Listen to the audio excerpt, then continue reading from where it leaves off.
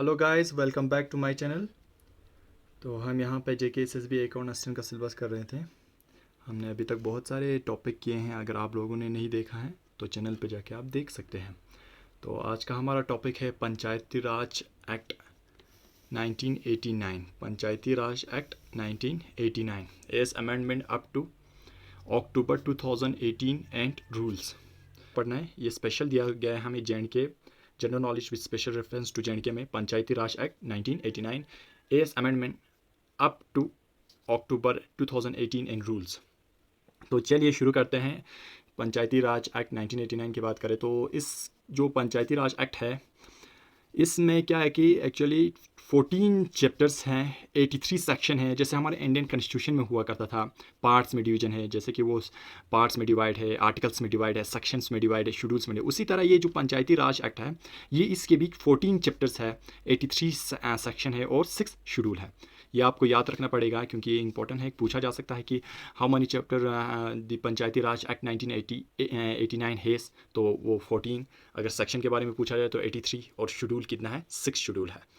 तो फर्स्ट हम मतलब जितना हो सके हम पूरा कंप्लीट करने की कोशिश करेंगे।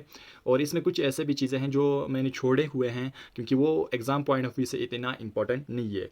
आप मैं जितना करा रहा हूँ इतना करेगा तो भी सफिशिएंट है। चलिए शुरू करते हैं। चैप्टर नंबर फर्स्ट 14 चैप्टर दिया था हमें। चैप्टर नंबर फर्स्ट में किस चीज़ के बारे में दिया है? पंचायती राज एक्ट 1989 का अगर कहे chapter number first relate it deals with the definition के साथ ये डील करता है। जैसे कि डिफिनीशन दिया गया है, इसमें बहुत सारे डिफिनीशन दिया गया है। तो देखते हैं हम इसमें कुछ इंपॉर्टेंस हमने यहाँ पे मेंशन किए हुए हैं। तो जैसे कि हल्का है, हल्का किसको कहते हैं? हल्का कंपेयर्स अ विलेज और कंटिजियस नंबर ऑफ विलेज। एक विलेज के जो फॉर एग्जांपल 1 2 3 विलेज है, इन सब को मिला के अगर एक पंच के अंदर आता है, पंचायत के अंदर आता है, उस चीज़ को हम हल्का बोलते हैं। तो उसके बाद आता है हल्का मजलिस। अगर हल्का मजलिस की बात करें तो जो हल्का पंचायत की मैंने जो बात किया था, तो इस हल्का पंचायत के अंदर जो भी वोटर्स आते हैं वो क्या कहता है, उसको उसको हल्का मजलिस कहते हैं। और जो हल्का मजलिस है ये इनकी जो वोटर्स है हल्का पंचायत के, उनको कहा जाता है हल्का मजलिस। तो ब्लॉक की बात करें तो और हल्का, अगर हल्का, ये तो हल्का पंचायत की बात किया था मैंने आपको। तो यहाँ पे और अगर हल्का पंचायत होगा तो 2 3 विलेज मिलके एक और हल्का पंचायत होगा। तो अगर इन दोनों का कम्बिनेशन होगा, ऑल हल्का पंचायत इन ए पर्टिकुलर एरिया कंबाइंस होता है टू फॉर्म ए ब्लॉक। अब ये सब मिला के क्या बन जाता है? ब्लॉक बन जाता है, ब्लॉक।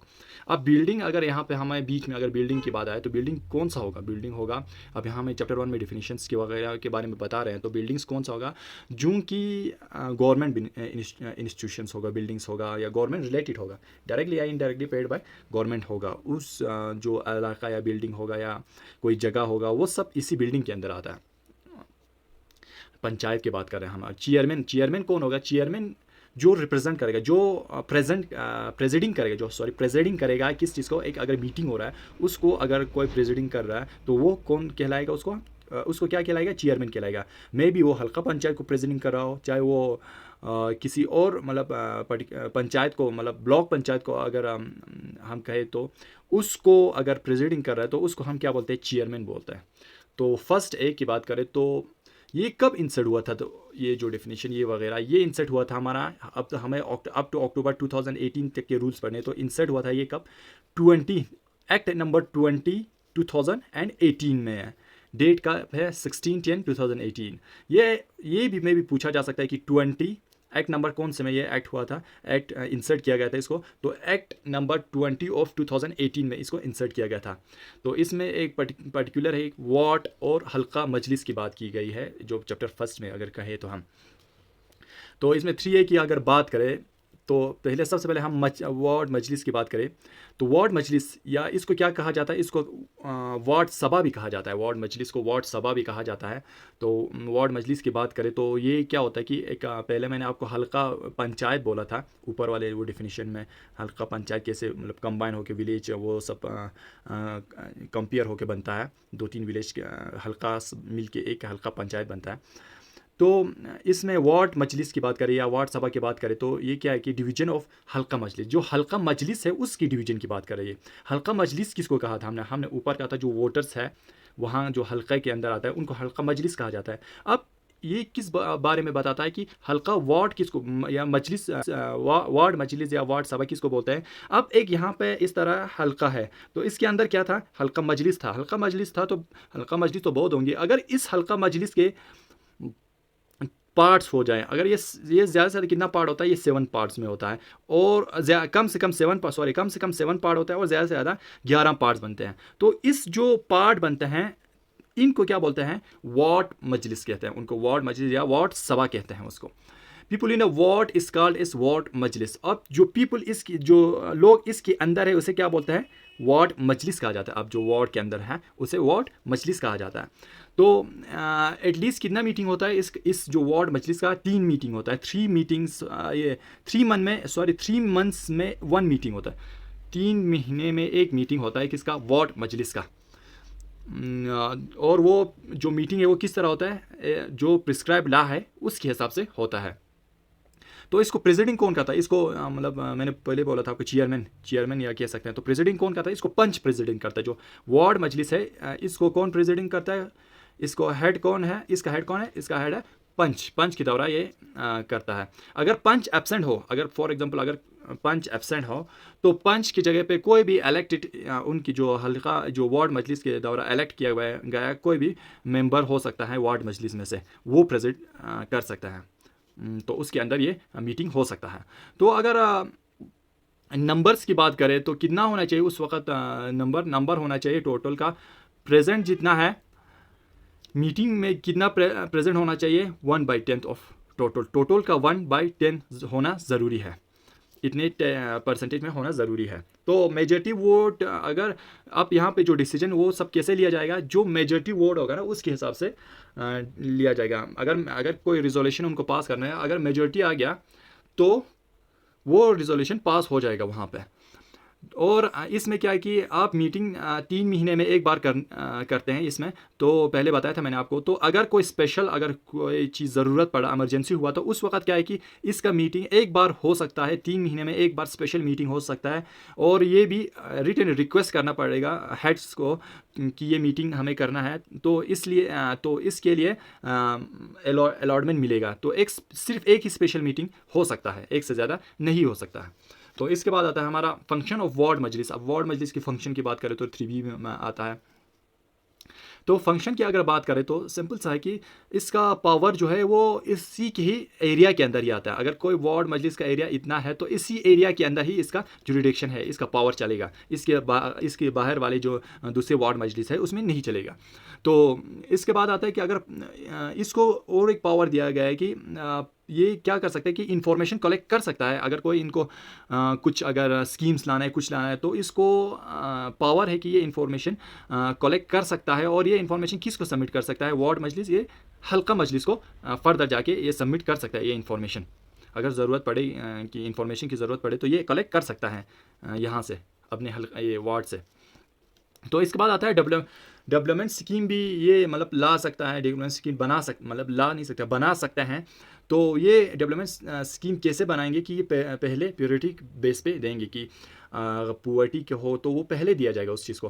फॉर एग्जांपल बोल रहा हूँ। तो फॉर्मुलेट स्कीम एंड इम्पार्ट, और इसका और एक काम है कि फंक्शंस में ये है कि ये क्या करता है कि अवेयरनेस फैलाता है, पब्लिक इंटरेस्ट की जो चीज़ें हैं उन चीज़ों के बारे में ये अवेयरनेस फैलाता है और प्रमोट करता है किस चीज़ को, यूनिटी और harmony among various group of people. अलग अलग ग्रुप जो पीपल्स के ग्रुप है, लोगों का ग्रुप है, उसमें क्या करता है ये हारमोनी और यूनिटी फैलाता है। तो इसके बाद आता है हमारा 3C।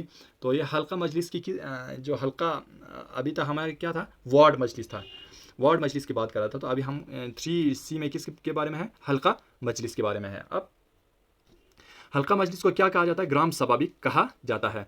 तो इसका क्या है कि इसका भी जो जुरिडिक्शन इसी के ही जो एरिया के अंदर ही आता है। अब इसमें क्या आता है कि एरिया आप कहे तो हल्का मजलिस का एरिया कौन सा है बोले तो इसका जो भी लोग इनरोल्ड है पूरे इसमें ग्रुप ऑफ विलेज जो कंबाइन होकर बनता है हल्का मजलिस, वो उन सब का वोटर्स सब को जुड़ा के इसका जुरिडिक्शन है, वो पूरे एरिया उसके इसी के हल्का मजलिस के अंदर आता है। तो इसके मीटिंग्स कब होता है, मीटिंग्स कैसे होते हैं, ये हम पढ़ेंगे इसी में ही। जैसे कि मीटिंग्स है कि मीटिंग के बारे में कहा गया कि जो हेड होगा हेड वो कौन होगा, वो सरपंच होगा। अगर हल्का मजलिस की बात कर रहा हूँ, वहाँ पे कौन था, पंच था। अब यहाँ पे कौन है, यहाँ पे सरपंच है। और इसमें अगर सरपंच एब्सेंट होगा तो यहाँ पे नाइब सरपंच होगा। नाइब सरपंच वो प्रेसिडिंग करेगा किसको, मीटिंग को। In case both are absent, अगर बोथ दोनों एब्सेंट हो, उस केस में क्या होगा कि कोई भी पंच वो जो फिर वहाँ पे इलेक्ट करके उनकी द्वारा इलेक्ट करके बताएंगे कि इनको अपॉइंट किया जाए, तो वो क्या करेंगे, कोई भी पंच उसको हल्का मजलिस को प्रेजेंट कर सकता है, मीटिंग को हेड कर सकता है। तो इस हल्का मजलिस का मीटिंग कितना होगा, साल में 2 बार होगा। आफ्टर 6 मंथ ये इनका 2 मीटिंग होगा। उसमें क्या था, उसमें था कि आपको 3 मंथ्स में 1 बार मीटिंग होना ही होना है। और स्पेशल मीटिंग क्या था कि वो जो मैंने वार्ड मजलिस की बात किया था, उसमें स्पेशल मीटिंग था कि 1 बार होना है। तो यहाँ पे जो मीटिंग है ये साल में 2 बार ही होगा। वहाँ पे 3 महीने में 1 बार था। किसमें, वार्ड मजलिस में। हल्का मजलिस में क्या है, ये आप याद रखिए, ये पूछा जा सकता है मे बी। तो इसके बाद 3D की बात करें तो ये इसमें क्या है कि फंक्शन ऑफ हल्का मजलिस की बात किया गया है। हल्का मजलिस की बात किया गया है, फंक्शन की बात। इतना डीप नहीं पूछेगी कि आपको ये नंबरिंग की ज़रूरत नहीं है, आपको ये सब याद रखना है कि किसको कौन अपॉइंट करता है, किसको कौन हेड करता है, और इनका जुडिडिक्शन कितना है, और हल्का मजलिस क्या किसको इंक्लूड करके बोला जाता है, वार्ड मजलिस किसको इंक्लूड करके बोला जाता है। तो इसके बाद आता है हमारा फंक्शन ऑफ हल्का मजलिस। फंक्शन ऑफ हल्का मजलिस की बात करें तो ये अब इसकी फ़ंक्शन के बारे में अगर हम बताएं तो क्या है कि ये अप्रूव करता है प्लान्स। अगर कोई प्लान बनाए कोई किसके द्वारा, जो हमारा था ना वार्ड मजलिस के द्वारा, अगर उनको अप्रूव कौन करता है, हल्का मजलिस अप्रूव करता है। प्रोग्राम्स बनाते हैं ये, project for social and economic developments, ये हल्का मजलिस बनाते हैं, इनका फंक्शन है ये इनका। तो ये जो प्रोग्राम्स है इनको जब बनाते हैं तो ये किसके बेस पे बनाता है, प्रायोरिटी दे, कौन सा ज़्यादा ज़रूरत है उसकी प्रायोरिटी दे के उस चीज़ को बनाया जाए। अदरवाइज़ बहुत सारे काम होंगे, तो सबसे पहले प्रायोरिटी वाले काम पे ज़्यादा फोकस दिया जाएगा, तो देते हैं। तो ये अप्रूवल करता है and implement project made by ward majlis. मैंने पहले बोला था कि ये अप्रूवल भी करता है और इम्प्लीमेंट भी करता है किस चीज़ को, जो प्रोजेक्ट कौन बनाता है, वार्ड मजलिस के द्वारा बनाया जाता है, उसको ये इम्प्लीमेंट भी करता है और प्रोजेक्ट भी करते हैं, ये अप्रूवल भी करता है। और ये जो अब वार्ड मजलिस के दौरा भी बहुत सारे ये प्रोजेक्ट लाए गए होंगे, तो उसमें भी ये क्या करता है, प्रायोरिटी को देख के पहले कि कौन सा ज़रूरत की चीज़ें हैं तो उनको ज़्यादा पहला प्रायोरिटी दिया जाता है। जैसे कि poverty elimination and other programmes हैं, उस चीज़ को ज़्यादा प्रायोरिटी दिया जाता है। तो चैप्टर ये अभी तक हम जो बात कर रहे थे वो चैप्टर 1 में था। अब चैप्टर 2 की बात करते हैं। चैप्टर 2 डील्स विद हल्का पंचायत। हल्का पंचायत चैप्टर 1 किसके साथ डील कर रहा था, एक तो हल्का मजलिस के साथ, दूसरा वार्ड मजलिस के साथ डील कर रहा था। तो ये चैप्टर 2 डील्स विद किसके साथ कर रहा है, हल्का पंचायत के साथ डील करता है। अब पंचायत की बात कर रहे हैं। तो हल्का पंचायत अगर कहे तो क्या इसकी इस्टेब्लिशमेंट, मतलब कहते हैं कि इस चीज़ का एक हल्का पंचायत होना ज़रूरी है, इस्टेब्लिश करना ज़रूरी है बोल के, ये पहले चैप्टर 2 में कहा गया है कि ज़रूरी तौर पर एक हल्का पंचायत का इस्टेब्लिशमेंट बहुत ज़रूरी है। तो इस हल्का पंचायत में मतलब क्या होंगे, हल्का पंचायत कहाँ पे होंगे कि फॉर एवरी हल्का, हर किसी हल्के के लिए एक हल्का पंचायत होगा। अब ये पंचायत की बात कर रहा है, हल्का पंचायत होगा किसके लिए, हर किसी हल्के के लिए।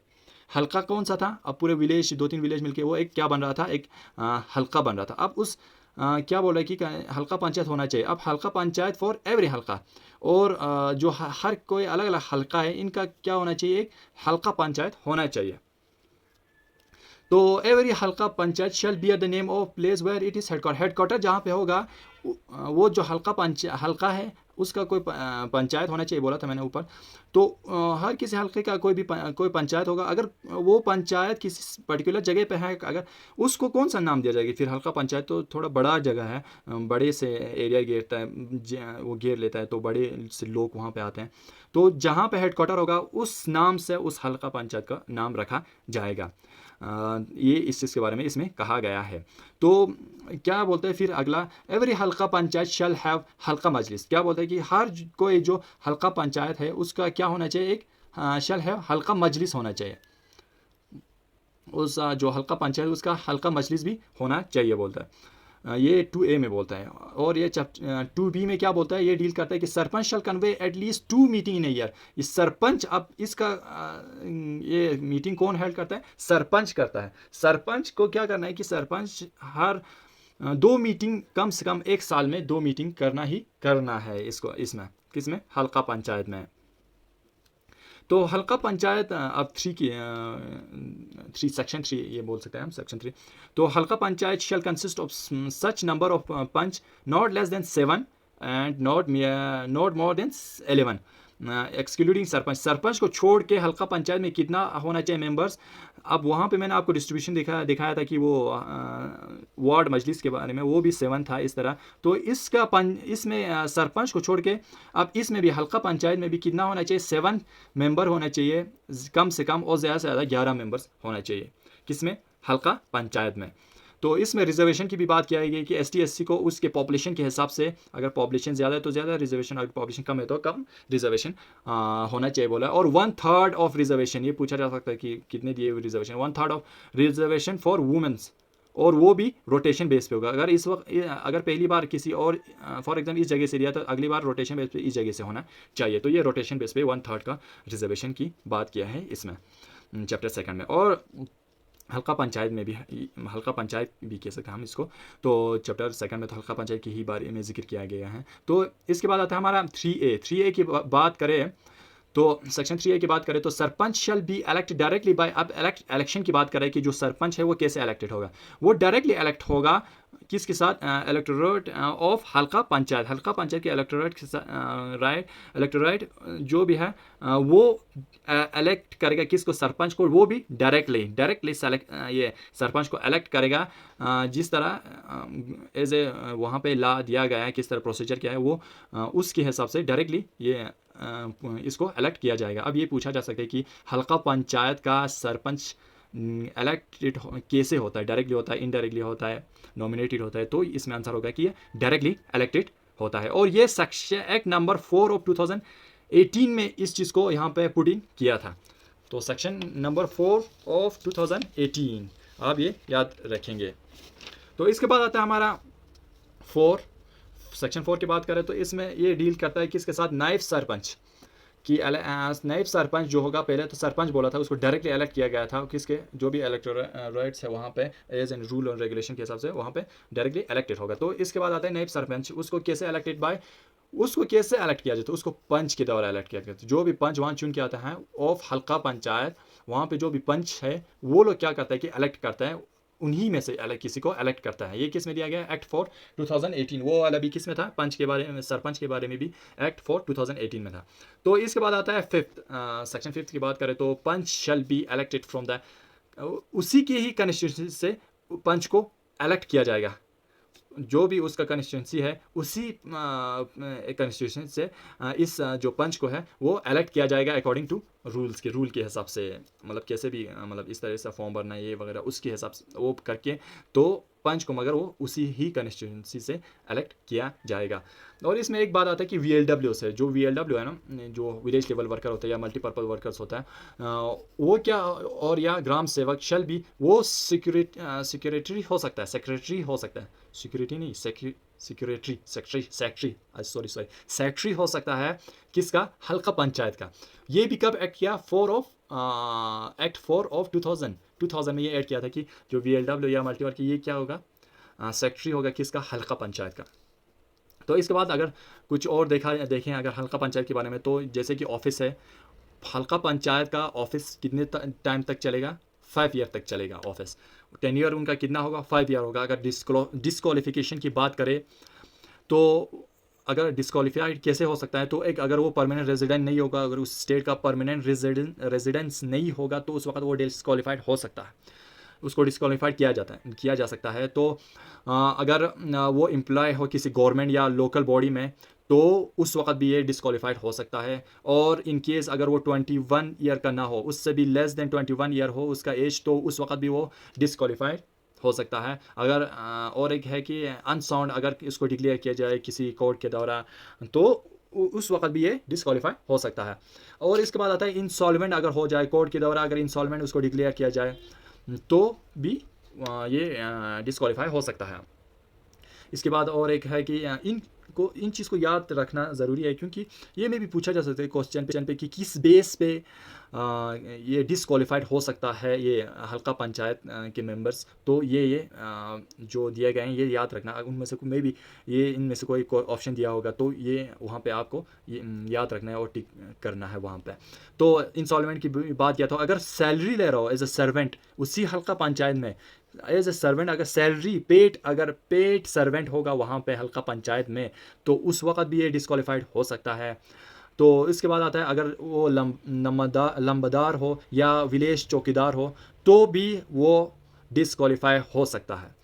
तो इसके बाद आता है डिसमिस हो सकता है सर, अगर उस चीज़ वो इस केस में भी डिस्क्वालीफाई हो सकता है अगर इन केस वो डिसमिस किया गया हो, उसको डिसमिस किया गया हो गवर्नमेंट सर्विस से या लोकल बॉडी या हल्का पंचायत से, अगर उसको किसी भी बिना पे डिसमिस किया गया है तो उस वक्त भी ये डिस्क्वालीफाई हो सकता है। इसके बाद आता है और एक जिसके ऊपर फिर से उसको डिस्क्वालीफाइड किया जा सकता है, जैसे कि अगर वो किसी केस में कन्विक्ट पाया गया और उसको अगर 2 साल से ज़्यादा अगर उसने कैद या जेल में बिताए होंगे तो उसको सज़ा मिला होगा, तो उस वक्त भी ये डिस्क्वालीफाई हो सकता है। और लास्ट है जैसे कि डिस्क्वालीफाई ऑन बेस, अगर वो एसटी या एससी किसी जगह से निकल रहे हो तो रिजर्वेशन तो वहाँ पर है उनके लिए, तो उस चीज़ को या उस चीज़ को दिखा के वो अगर किसी जगह से निकल रहे हो तो अगर वो जो दिखा रहे हैं वो फेक हो, अगर वो डॉक्यूमेंट्स फेक हो तो उस वक्त भी डिस्क्वालीफाई हो सकता है। और डिस्क्वालीफाइड होने के बाद अगर वो फेक हो ऐसा हो तो उसको 6 साल के लिए डिस्क्वालीफाई फ्यूचर में 6 साल के लिए डिस्क्वालीफाई किया जा सकता है। अगर आप रिमूवल की बात करें, हल्का पंचायत के जो सरपंच और नायब सरपंच है उनको कैसे रिमूव किया जाएगा, तो उसको रिमूव किया जाएगा 2/3 मेजॉरिटी के साथ। वहाँ पे जो भी ये मेंबर्स होंगे उसके 2/3 अगर मेजॉरिटी हो जाए, वो रिजोल्यूशन चलाए कि 2/3 मेजॉरिटी के साथ कि सरपंच और नायब सरपंच को अगर रिमूव करना है तो ये इनको रिमूव कर सकता है 2/3 मेजॉरिटी के साथ। मगर उनका ग्राउंड क्या होना चाहिए, जैसे कि अगर वो मिसकंडक्ट अगर वो करे तो उस बिना पे ये रेजोल्यूशन पास कर सकता है, मतलब चला सकता है। अगर ड्यूटी से अगला ड्यूटी अच्छी तरह ना कर पा रहे हो तो भी कर सकते हैं।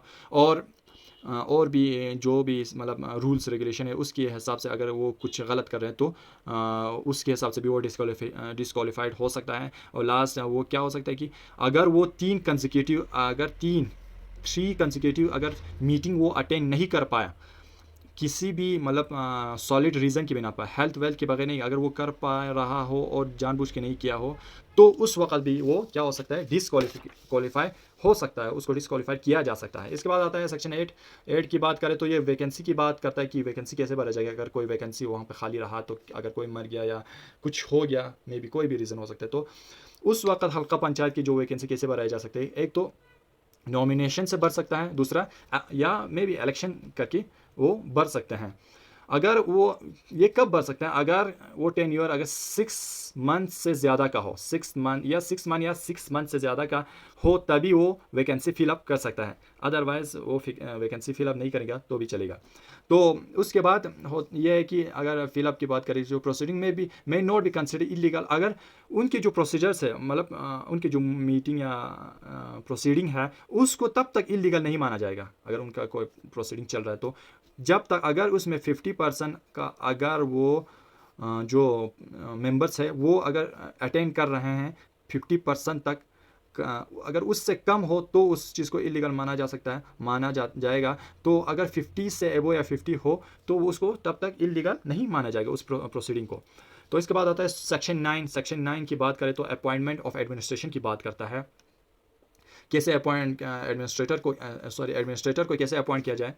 तो इन केस अगर इलेक्शन ना हो सरपंच या पंच का, तो गवर्नमेंट के द्वारा एक नोटिफिकेशन निकाल के किसी भी जो गवर्नमेंट ऑफिसर है उसको 6 मंथ के लिए फॉर 6 मंथ के लिए वो वहाँ पे एडमिनिस्ट्रेटर को एज गवर्नमेंट किसी को भी वहाँ पे नोटिफिकेशन निकाल के अपॉइंट कर सकता है वहाँ पे एडमिनिस्ट्रेटर एज एन एडमिनिस्ट्रेटर। वो भी किसके टाइम लिमिट है 6 मंथ तक, उससे ज़्यादा नहीं। तो सेक्शन 10 किसकी बात करता है, रिन्यूमरेशन की बात करता है, किसका, टू सरपंच एंड पंच का। तो ये किस तरह होगा, ये क्या रिन्यूमरेशन क्या होगा कि उसको अकॉर्डिंग टू जो भी गवर्नमेंट के द्वारा दिया गया है प्रिस्क्राइब मंथली जो भी पेड या कुछ सैलरी या कुछ होगा वो उसको किसके हिसाब से होगा, जो भी गवर्नमेंट के द्वारा प्रिस्क्राइब दिया गया है उसके हिसाब से होगा। जो हल्का पंचायत का मेंबर है उनको एक्ट 2018 में ये इसको पुट इन किया था। तो इसके बाद आता है सेक्शन 11 की बात करें तो रिजिग्नेशन की बात किया गया है इसमें 11 में। तो इसमें जो रिजिग्नेशन क्या होगा, रिजिग्नेशन नायब सरपंच या पंच या नायब जो सरपंच है वो कैसे रिजिग्नेशन दे सकता है। तो ये रिजिग्नेशन अपने हाथों से लिख के किसी भी हायर ऑफिसर को दे सकता है, पूरे उसके हाथ में दे सकते हैं, वहाँ पे जो भी एडमिनिस्ट्रेटर जो भी होगा उसको दे सकते हैं। इसके बाद आता है, अभी तक जो हम पढ़ रहे थे वो चैप्टर नंबर 2 में था, अब हम पढ़ने जा रहे हैं चैप्टर नंबर 3। चैप्टर नंबर 3 की बात करें तो इसमें किसके बारे में दिया है, पावर एंड फंक्शन के बारे में दिया गया है कि पावर क्या है, फंक्शन क्या है। 2000 एक्ट 2018 में भी ये पुट इन किया था। तो सेक्शन 12 में ये है। सेक्शन 12 की बात करें तो पावर और फंक्शन की बात करें तो प्लान, जो डेवलपमेंट प्लान है, कंसल्ट विद हल्का मजलिस के साथ ये जो प्लान है वो सब डेवलपमेंट प्लान्स है वो सब उनके साथ ये करके मशवरा करके ये कर जो भी मतलब करना हो उनको वो करके वो क्या करेंगे, फिर टाइम पे किसको सबमिट करेंगे, बीडीसी को, ब्लॉक डेवलपमेंट काउंसिल को हम ये सबमिट करें, हम नहीं, ब्लॉक डेवलपमेंट काउंसिल को ये सबमिट करेंगे, सॉरी, प्लानिंग जो भी डेवलपमेंट है वो किसके साथ कंसल्ट करके, हल्का मजलिस के साथ कंसल्ट करके, हल्का पंचायत की बात करें तो हल्का मजलिस के साथ कंसल्ट करके वो टाइम पे किसको, फिर जो हल्का पंचायत के ऊपर के कौन आता है, बीडीसी आता है, बीडीसी को ये क्या करेंगे, ब्लॉक डेवलपमेंट काउंसिल को क्या करेंगे, फॉर कंसोलिडेशन के लिए भेज देंगे, उनके पास उनको सबमिट करेंगे कंसोलिडेशन के लिए। तो दूसरी बात है कि उसमें ये जो भी इम्प्लीमेंटेशन प्रोसीजर है उनको चेक कर सको, उनकी देखभाल करना, वो देखभाल कर सके, उनको नज़र रख सकते हैं, ये उनका पावर है और फंक्शन पे। तो इसके बाद और एक है कि ये स्पेसिफिकली डील्स विद किसके साथ, जैसे कि प्रॉब्लम्स जैसे कि soil conservation, water management, social forestry, welfare programme, इनके साथ डील करता है। ये एज ए सेम वो जो मैंने पहले भी आपको हल्का मजलिस के बारे में कहा, पावर्स और फंक्शन कहा था, इसी तरह इसका भी है, सेम है कुछ। तो इसके बाद आता है रेगुलेशन ऑफ जो सेल या प्रिजर्वेशन ऑफ फिश या वेजिटेबल और दूसरे प्रिजर्वेबल आर्टिकल्स ऑफ एंड फूड्स, उन सब का रेगुलेशन या सेल उन सब के ऊपर इनका पावर है। तो इसके बाद आता है कि रेगुलेशन ऑफ जो फेयर फेस्टिवल होगा, उस जो हल्का पंचायत में फेयर फेस्टिवल्स वगैरह चलेंगे अलग अलग टाइम पे, तो उन सब पे इनका फंक्शन उनको मैनेज करना है, उनको देखना है कैसे हो रहा है, कैसे उन सब का कंट्रोल, उन सब के ऊपर किसका पावर है, इनका पावर है, हल्का पंचायत का। तो also conducts quarterly social audit, और इनका एक दूसरा फंक्शन या पावर कह सकते हैं कि इनको क्या करना होता है, सोशल ऑडिट करना पड़ता है। वहाँ जो भी अगर उनके पास अगर फंड्स आया या कुछ आया या मतलब पंचायत में जो भी हो रहा है उस हल्का पंचायत में, उस चीज़ का ऑडिट करना पड़ता है, मतलब डिटेल्स ये कलेक्ट करना पड़ता है, वो सब देखना पड़ता है इनको। तो इसके बाद ये था हमारा चैप्टर नंबर 3। अब चैप्टर 4 की बात करें तो चैप्टर 4 अगर हम बात करें तो ये प्रॉपर्टी ऑफ हल्का पंचायत से डील करता है। तो इसमें 13 है, सेक्शन 13 पब्लिक, जो भी पब्लिक वो जो एरिया में आता है, पब्लिक विलेज रोड होगा, पब्लिक जो प्रॉपर्टी होगा, या those under control of any department of government की जो डिपार्टमेंट के अंदर होगा, ये सब इसी हल्का पंचायत की प्रॉपर्टीज़ में आता है। मूवेबल इमूवेबल प्रॉपर्टी हो सकता है, गवर्नमेंट की जो भी मूवेबल इमूवेबल प्रॉपर्टीज़ है वो सब इसी हल्का पंचायत के अंडर आता है, इनकी प्रॉपर्टी में गिना जाता है।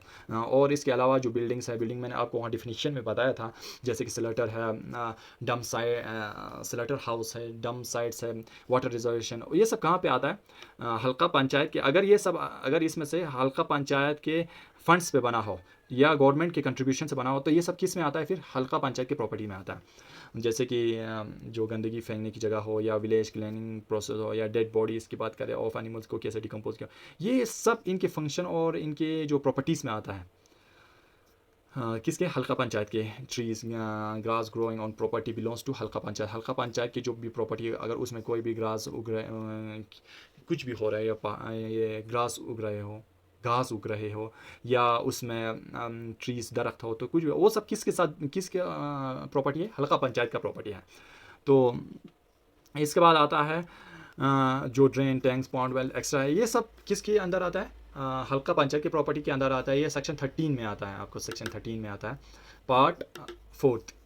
इसके बाद आता है सेक्शन 14 की बात करें तो ये आता है हमारा अबाउट फंड के बारे में, फंड कहाँ से होगा, कैसे होगा। तो ये फंड के बारे में कहा जाता है कि shall have a fund to be called Halqa panchayat fund. हल्का पंचायत का अलग से एक फंड होना चाहिए जिसे क्या कहा जा सकता है, हल्का पंचायत फंड कहा जा सकता है। और ये कहाँ से फंड हासिल कर सकता है, टैक्स या फी लेव्ड बाय पंचायत। अगर वो टैक्स वैक्स लगाए तो उससे जो पैसा आएगा तो ये इनके फंड में जमा हो जाएंगे, सॉरी। तो उसके बाद आते हैं कि कोर्ट फी या फाइन्स अगर किसी पे लगा जाए, कंपनसेशन पे टू हल्का पंचायत, ये सब इनके फंड्स में आता है, फंड्स में जुट जाता है ये भी, जो भी पैसे इनकी इस ज़रिए से आता है। तो डोनेशन अगर कोई करे, पब्लिक वॉक के लिए कोई डोनेशन करे, तो ये सब किसके अंदर आता है, हल्का पंचायत के फंड में ऐड हो जाता है। ये फंड इनके अंदर ये फंड्स होते हैं। तो इनके फंड में इतने पैसे जमा हो जाते हैं इस तरह से, मतलब ये रास्ते दिखाए गए किस तरह। एक तो हल्का पंचायत फंड होगा, दूसरा टैक्स वैक्स लगा के होगा, या कंपनसेशन होगा, या कोई अगर वॉलेंटरली कोई कंट्रीब्यूट करे डेवलपमेंट के लिए, तो वो सब इसके फंड में आता है। तो इसके बाद आता है 14(2), सेक्शन 14(2) की बात करें तो ये क्या करता है कि shall have power to operate. वो जो फंड उनमें अगर जमा हो जाए किसी भी तरह, या हल्का पंचायत जो फंड है इसको, जो हल्का पंचायत को क्या है कि पावर दिया जाए, कि पावर ये 14(2) देता है कि ये अपने जो भी फंड्स है इसको यूज़ करें, power to operate the funds, grant extra को ऑपरेट करने का इसको पावर है। तो इसके बाद आता है 15, सेक्शन 15 की अगर हम बात करें तो इसमें मतलब इम्पोजिशन ऑफ फीस की बात करता है, फ़ी की इम्पोजिशन की, एक वो इम्पोज कैसे करेगा फ़ी को वहाँ पे। तो according to prescribed by government का जो प्रिस्क्राइब्ड ऑर्डर है उसके हिसाब से ये इम्पोज करेगा फ़ी को। तो जैसे कि लेव फी ऑन ऑल और एनीवन, किसी के ऊपर भी दे सकता है या सब के ऊपर भी दे सकता है, ये वही हल्का पंचायत के ऊपर है। तो जैसे कि फ़ी ऑन किसके ऊपर, इंटरटेनमेंट या एडवर्टाइजमेंट कोई हो, या कमर्शियल ट्रैक्टर, वहाँ पे जो कमर्शियल यूज़ कर रहे ट्रैक्टर्स हो, तो या बिजनेस या प्रोफेशन विद इन द जुड़े जो भी उसके एरिया होगा, जुरिडिक्शन होगा उसकी हल्का पंचायत के उसी के अंदर ही है मगर इसका। तो जैसे कि स्लेटर हाउस है, पेट्रोल पंप है, उन पे फीस ये लगा सकता है, और ये कहाँ पे जमा होगा, फिर ये हल्का पंचायत फंड्स में जमा हो जाएंगे। फिर इसके बाद आता है सेक्शन 15A की बात करें तो ये क्या करता है, ये मतलब कहता है कि ये फ़ी जो है वो आप वहाँ पे लगाएंगे तो ये हर 2 साल के बाद वो चेंज कर सकता है उस रेट को। अगर कोई पहले 1% हो है तो अगले 2 साल के बाद में भी वो रिड्यूस कर सकते हैं या बढ़ा सकता है 2 साल के बाद। तो उसके बाद आता है सेक्शन 20, अब बीच में जो भी है वो इतना इंपॉर्टेंस नहीं है। तो 20 की बात करें तो ऑडिट ऑफ पंचायत फंड की बात करता है। ये कौन कर सकता है, और पंचायत जो फंड्स आते हैं उनकी ऑडिट, मतलब अब जो अकाउंट असिस्टेंट होगा या कोई भी वो एजेंसी, गवर्नमेंट एजेंसी करेगा या गवर्नमेंट का कोई एम्प्लॉय करेगा, वो क्या करेगा, ऑडिट करेगा पंचायत के फंड को, कहाँ पे इन्वेस्ट किया, कितना आया, कहाँ से आया, किस तरह इन्वेस्ट किया, कहाँ पे इन्वेस्ट किया, ये सब कौन करेगा, गवर्नमेंट एजेंसी या गवर्नमेंट एम्प्लॉय के द्वारा करा जाएगा। किस में है, सेक्शन 20 में। जो भी पंचायत ये होगा हल्का पंचायत है कि जो भी ये इनकम्स या फंड्स है वो सब उसका डिटेल कौन करेगा, गवर्नमेंट एजेंसी या गवर्नमेंट कोई भी गवर्नमेंट एम्प्लॉय कर सकता है वहाँ पे जो भी अपॉइंट हो, दिए गए हो।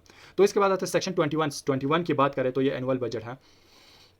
तो ये एनुअल बजट की बात करता है, एनुअल बजट की बात करते हैं। तो हल्का panchayat shall prepare in annual budget and section the halqa majlis को ये करके उनसे राह मशवरा करके वो क्या बना सकता है, एक एनुअल बजट बना सकता है, प्रिपेयर कर सकता है।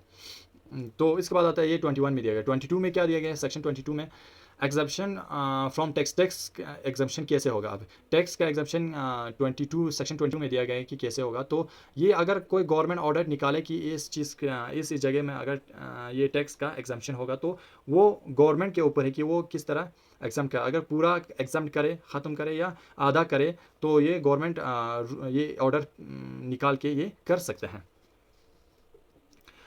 तो उसके बाद आता है ये अभी तक जो भी कर रहे थे हम वो चैप्टर 4 में कर रहे थे। अब चैप्टर 5 की बात करते हैं। चैप्टर 5 की बात करें तो ये कंडक्ट ऑफ बिजनेस की बात करता है। जैसे कि 24 सेक्शन 24 है, ये क्या ये डील करते हैं कि ये कहता है कि इस जो 24 सेक्शन में है ये मीटिंग ऑफ द हल्का पंचायत के बारे में कहते हैं कि हल्का पंचायत की मीटिंग कैसे होगा। तो shall hold it is meeting at least once in the month, एक बार हल्का पंचायत में मीटिंग होना ही होना है। पंचायत की बात करें, हल्का पंचायत में मीटिंग एक बार होना ही होना है, एक पंचायत का मीटिंग होना ही होना है। कब, 1 महीने में एक बार होना ही होना है। तो मीटिंग शैल बी, उस मीटिंग को हेड कौन करेगा? सरपंच या नायब सरपंच हेड करेगा। इसके बाद आता है सेक्शन 25। इसमें किस बारे में कहा गया है कि फंक्शन क्या है जो सरपंच या पंच नायब सरपंच का। तो इसका फंक्शन क्या है कि ये मीटिंग को हेड करेगा, हल्का पंचायत की जो भी मीटिंग होगा उसका हेड करेगा, और ये रिकॉर्ड मेंटेन करेगा किसका? हल्का पंचायत का जो भी रिकॉर्ड्स है वो उसको मेंटेन करेगा। इसके बाद आता है लास्ट 26, सेक्शन 26। ये स्टाफ के बारे में कहता है कि स्टाफ क्या होगा हल्का पंचायत का। वो जो हल्का पंचायत है वो खुद एम्प्लॉय रख सकता है अपने फंड में से पैसा दे के, पेमेंट करके, अगर ज़रूरत पड़े तो, अगर सच स्टाफ इस नेसेसरी हो जाए, अगर ज़रूरत पड़े तो वो मैंने बोला कि अपने ही फंड से वो पे करके, वो उस स्टाफ को पे करके वहाँ पे वो अपॉइंट कर सकते हैं कि अगर ज़रूरत पड़े तो। गवर्नमेंट भी स्टाफ दे सकता है, स्टाफ दे सकता है हल्का पंचायत को, अगर कोई ज़रूरत पड़े तो वो गवर्नमेंट भी दे सकता है। इसके बाद आता है हमारा चैप्टर नंबर 6। वो हम बाद में करेंगे क्योंकि ये वीडियो बहुत ज़्यादा लंबा हो रहा है, तो बहुत प्रॉब्लम होता है अपलोड करने के लिए।